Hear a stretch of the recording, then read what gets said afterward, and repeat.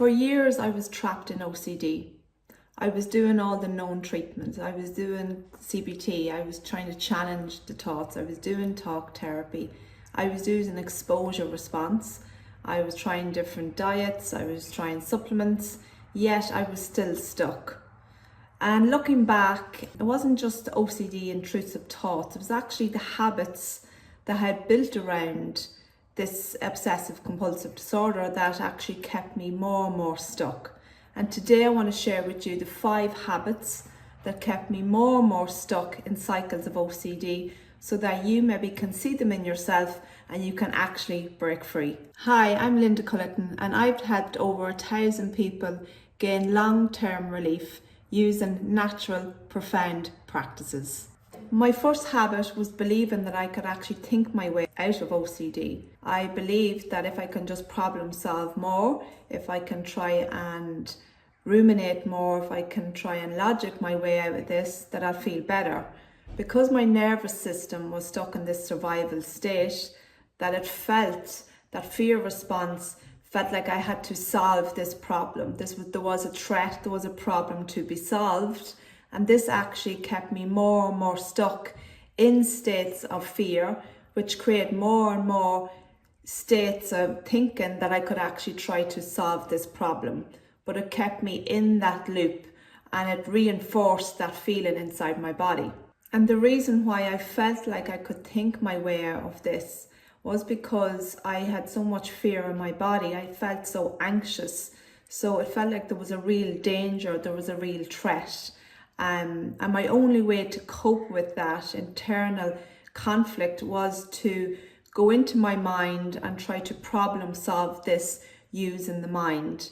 Because the feeling felt so real, it felt so real that I had to do something in order to problem solve it. Really what's happening in there is, because the feeling feels real, our only way to deal with that, if we don't know how to be with them feelings, if our system is more dominant towards this very strong activation, chronic activation of stress, that we think we have to problem solve. So our way to disengage from that feeling is to actually go into the mind and try to ruminate, overanalyze, try to, do kind of review of when I thought that last, be constantly watching in my mind for when potentially the next intrusive thought would come, really ultimately living in the mind. The second habit that kept me stuck in OCD, that I've seen time and time again, not just with myself personally, but also with past clients, was seeking reassurance. Now, the only reason why we're seeking this reassurance is because the feeling we have inside. We feel so afraid that when we ask someone close to us, someone that we trust, it gives us some sort of a relief. So it's kind of like a compulsive behavior in itself, but it's done from a place of survival. It's done because our nervous system is in that survival state, that it does help us in that moment. But again, it's always just this temporary kind of solution, and not even like a temporary fix, you might say, to feel a little bit better. And actually what it does is, I'd feel a little bit better. I would discuss this with a family member. I'd be reassured, this is not true.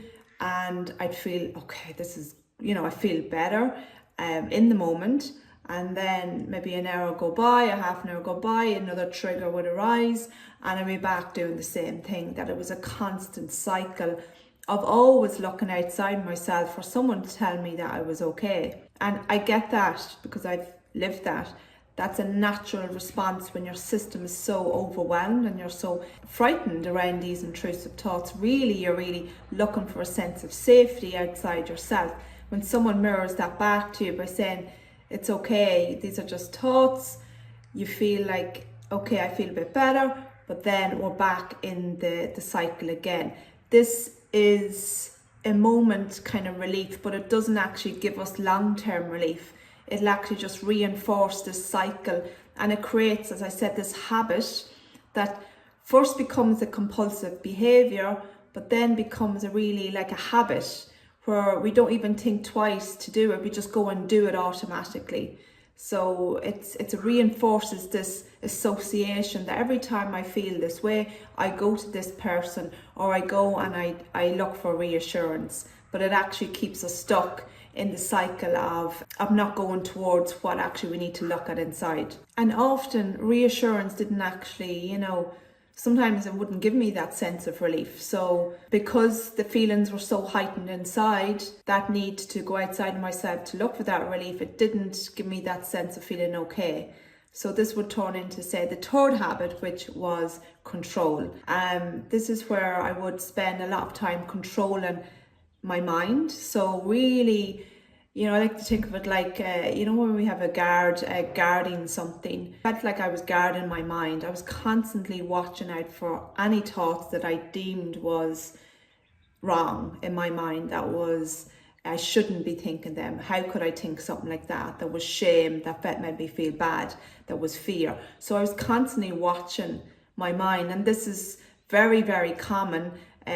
I've spoken to thousands of people around the world, and it's exactly the same thing, where they'll always be trying to watch what they're thinking. This keeps us in a very much control, but actually we feel more out of control because we're constantly on high alert, constantly hypervigilant, and really watching not only what I was thinking, watching what I was feeling, really scared to feel any sort of uncomfortable emotion, because when it happened, I'd be really gone into it. I didn't know how to deal with it.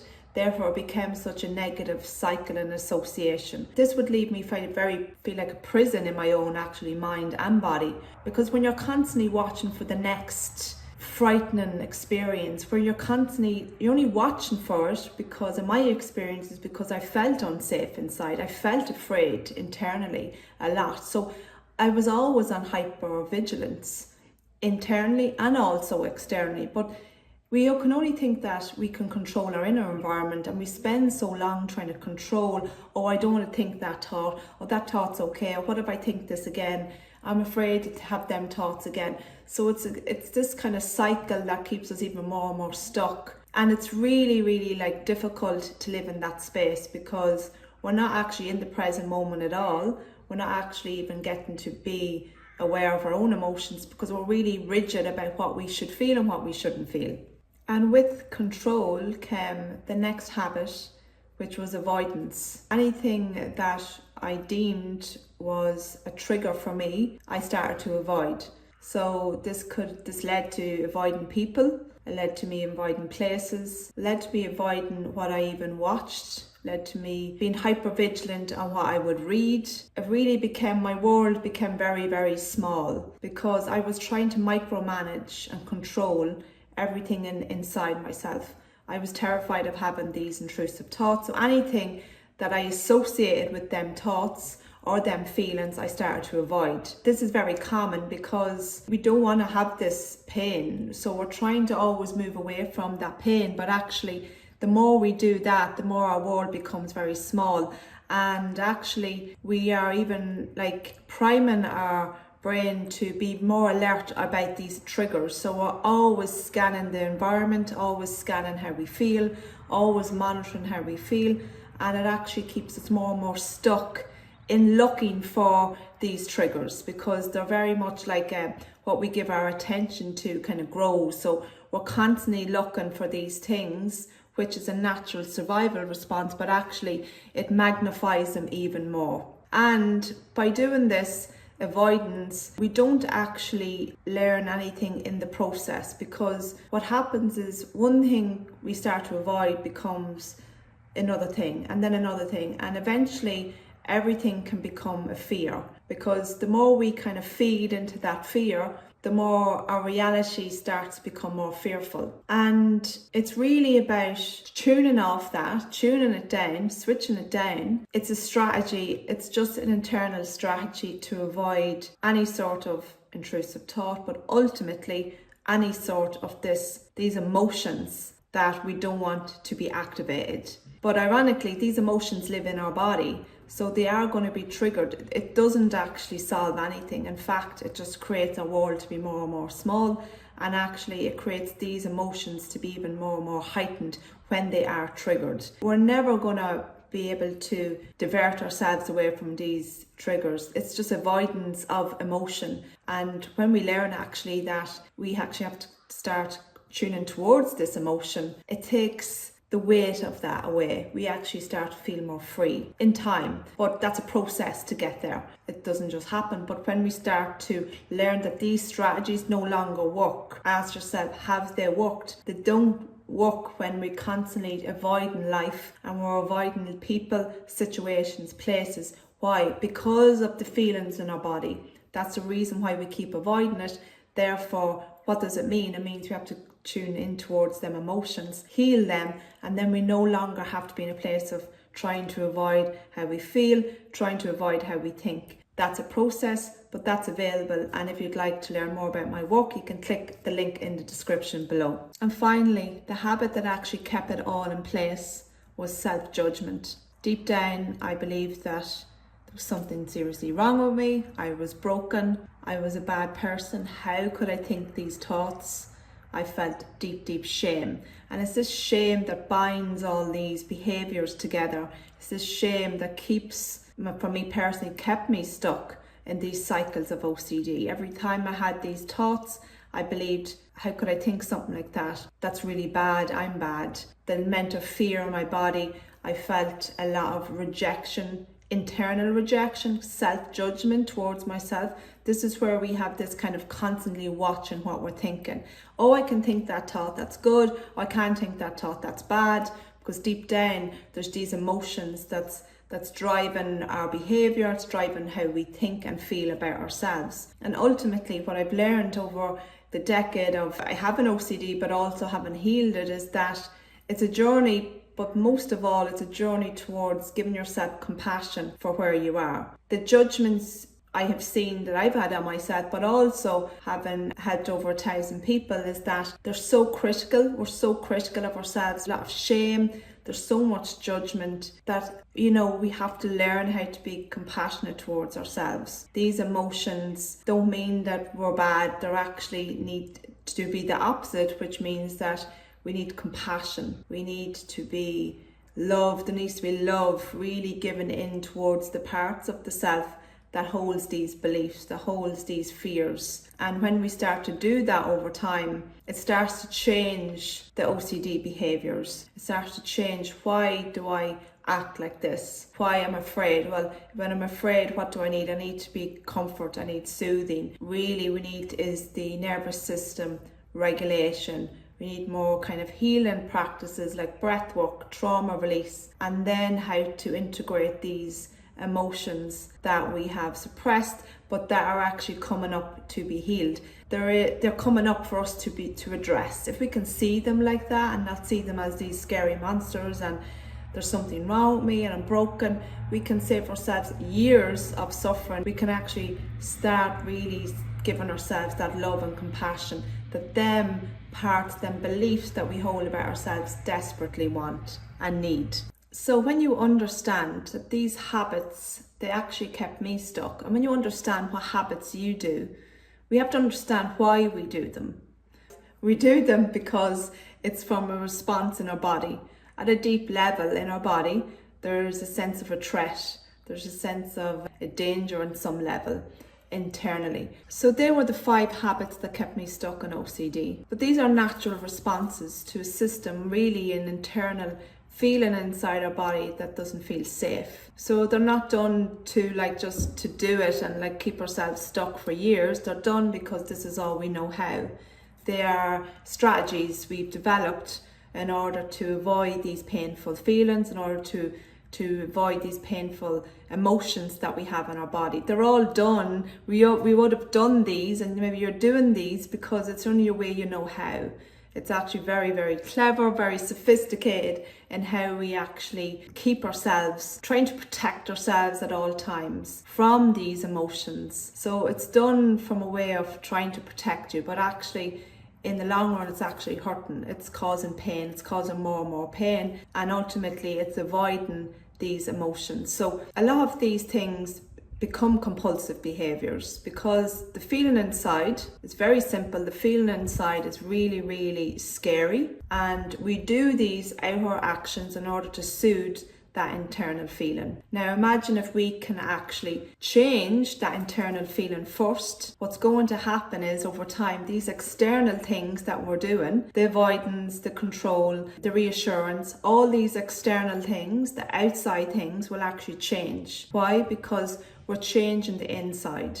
We're changing our inner response, our inner emotional response. If we keep going with the same way and trying to do this strategy, then trying to do this and moving always like outside ourselves, we're still avoiding a deeper issue inside. It's the deeper issue inside that needs to be looked at. And when this starts to change naturally over time, what happens is then all the outer things like the reassurance, the control, the avoidance will start to change over time. When we keep doing these habits, they do become a habit. So a habit's not that easy to break. It takes a lot of time to break habits because they're so reinforced by every time I feel an emotion, I do a certain behavior. So that takes a retraining of that also. But the first and foremost thing is to start not looking at the outside and what I need to change, and should I avoid this and should I avoid that, and will I do this, try to challenge this thought, will I try to challenge that thought. Just park all that, but actually tune into what's going on inside. At a deeper level, there is a sense of unsafety. There's a sense of fear, and the outer is giving us a sense of feeling okay in the moment. It's soothing on some level, temporary.